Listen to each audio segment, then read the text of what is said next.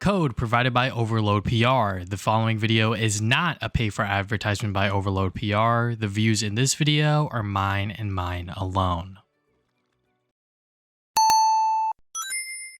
Hey there guys, I'm back to another game review. Today we're taking a look at Gimmick 2 on the Nintendo Switch. The obscure NES platformer is back over 30 years later, taking on all new challenges and, dare I say, gimmicks. The game surprised me with its challenging level design and core mechanics never switching up. Is this new entry worth checking out?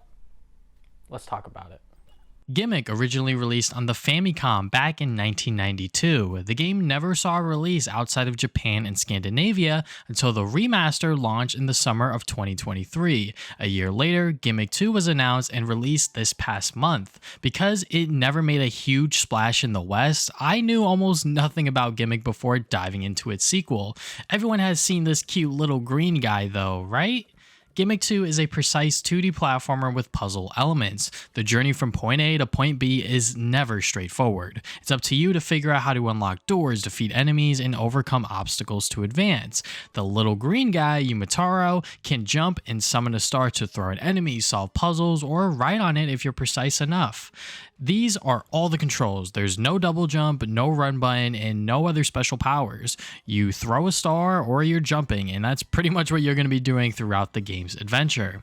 At first, I was not a huge fan of the arcade gameplay. As I continued to play and understand the platforming challenges, I grew to love Gimmick 2. Although the controls are very simple, once you've mastered them or even familiarize yourself a little bit more, the game becomes more enjoyable to play. You can only have one star out at a time, so if you summon another one, the first one you made disappears instantly. This makes for some fun puzzles and fighting against enemies more difficult since you can't spam multiple stars at once. Its precise platforming gameplay mixed in with puzzle solving elements makes for a fun and challenging adventure. At times frustrating for sure, but all the more rewarding when you finally complete a platforming challenge or collect that secret collectible hidden away. I definitely spent a good chunk of my playthrough during certain levels over and over again because I had to discipline myself to advance forward. Even if it was an optional collectible, I will sit there for over an hour because of my persistent and stubborn attitude. All the more satisfying when I finally obtained it though. At the start, collectibles are relatively easy to find. Further along Gimmick 2, and the collectibles become more hidden away and risky to go for. They're only cosmetic items like different colorways or hats for your Mataro.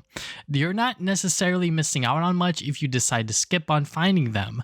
They are required to unlock the true ending, but with how tricky it is to find them all, I would skip out on them during your first playthrough. Also, there's so many for the true ending. That's for players who want a real challenge for 100% completion. The extra time investment is not worth it for me personally, but I can totally see the appeal in finding them all. The story is a non-factor as a little girl is kidnapped by a magical wizard and Yumataro has to save her. No real implications on the gameplay because you just jump from island to island until you face the wizard at the end. The boss fights in Gimmick 2 will truly test your combat skills by avoiding attacks while trying to do damage with your star. Besides from the final boss, the only one that's particularly memorable is the boss before it. They straight up killed themselves off the stage, and I was shocked this happened. I pretty much skipped out on this boss fight due to pure luck. The presentation is very high quality. The art for characters and backgrounds is always spot on. The music, albeit a little repetitive after a while, is still good. The game ran smoothly on the Nintendo Switch with no frame drops or glaring errors in the gameplay. The game starts with you choosing between Gimmick mode or Assist mode. To access Gimmick mode, or normal mode I'm assuming, you need to complete a small platforming challenge, which is a great measure to see if the player is up for it. Nothing wrong with Assist mode, which I believe just gives you extra hit points, but I personally stuck with Gimmick mode throughout. If you're looking for a 2D platformer that will challenge you in making exact timings with no real assistance aside from your own skill, then Gimmick 2 is your game. I remember playing Super Meat Boy while playing this one. The precise platforming where the slightest error in a jump will lead you back to your last checkpoint does sound frustrating, but so rewarding when you finally nail it.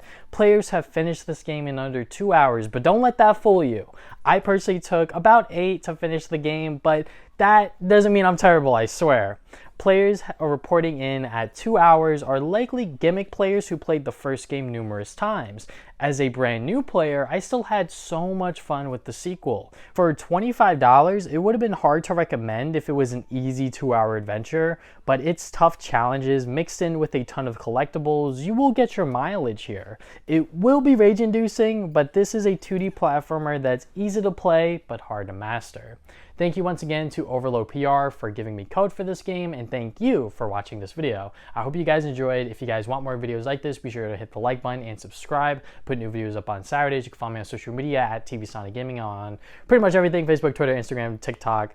And you can check out my podcast called the Travis and Damien Podcast. We talk about games, movies, and anime every other week. And yeah, that is all I have for today. Thank you guys for watching this video once again, and I'll see you guys next time with more videos.